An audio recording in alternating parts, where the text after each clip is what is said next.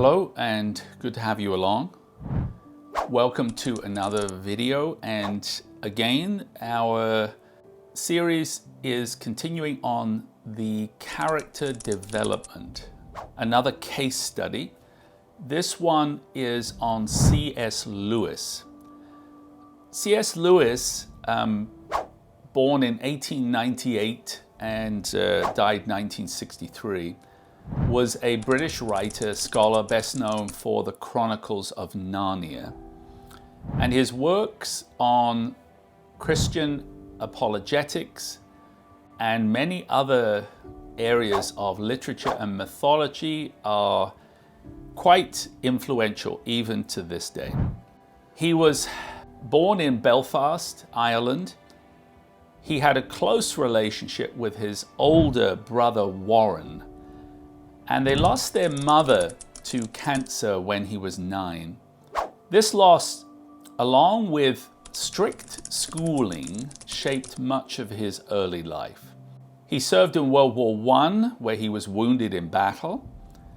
During his time, he formed a deep bond with a fellow soldier, Paddy Moore, and later lived with Paddy's mother, Jane Moore, caring for her for much of his early adulthood.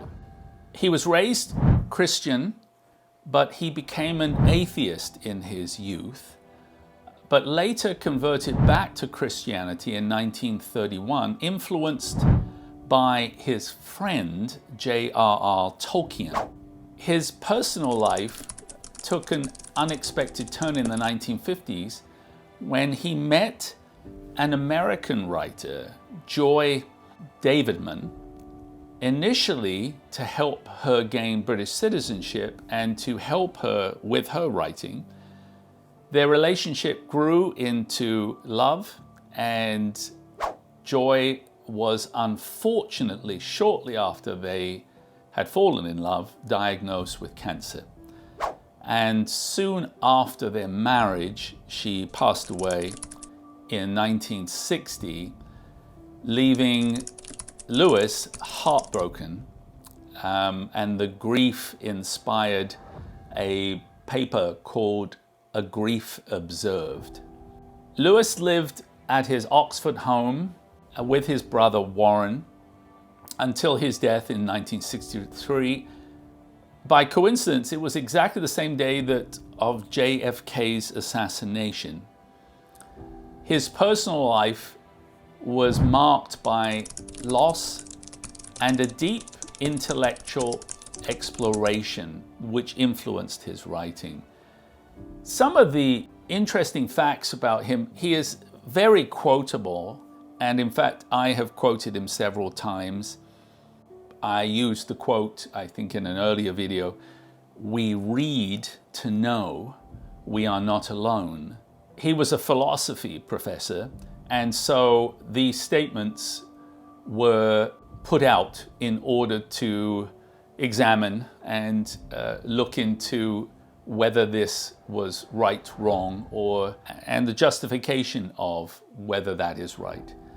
I think it is very true. I do believe we read to find resonance, and when we find that resonance, we feel a great connection.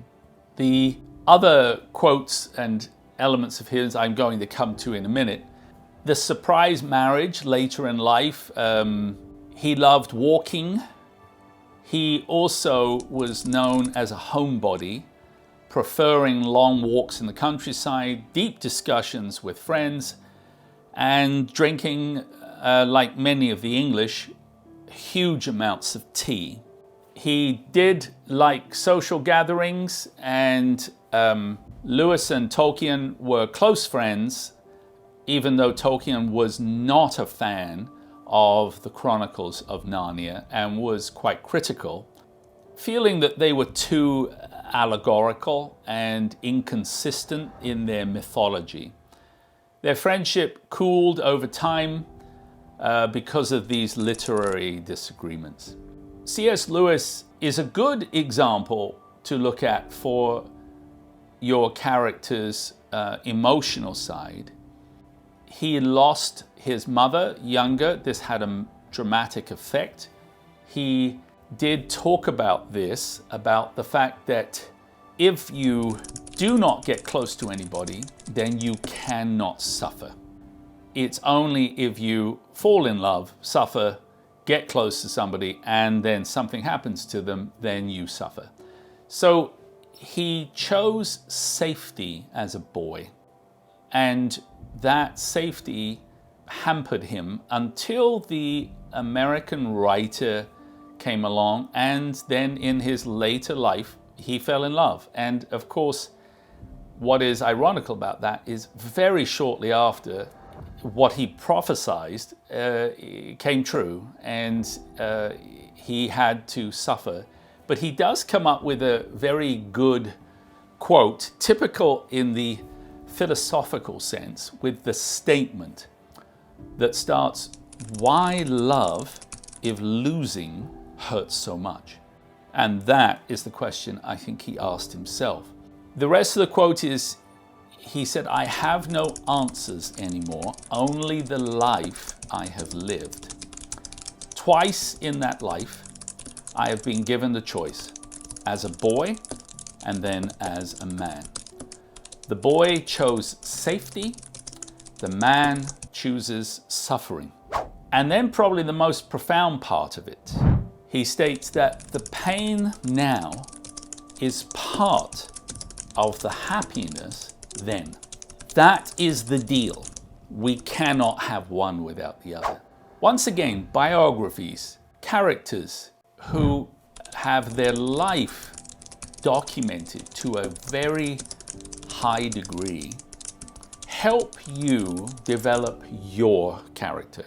We want to know. Years ago, I heard one of the comedians describing, and I think it was Robin Williams, how he gets a character and develops a character. He said you have to work hard to develop that character in all aspects, so that in every single circumstance you know how they would respond, what they would respond with. And you only know you have it, for example, like Mrs. Doubtfire, once you have flushed out that character to a large extent. So this is what we're trying to do with our character, by finding all of the elements, their loves, their hates, their internal motivations, what drives them, what impedes them. These elements we need to flush out in order that we will know how our character will respond as the story progresses. Thank you again for joining me. I hope this has helped, and I'll see you again on the next video. Thank you.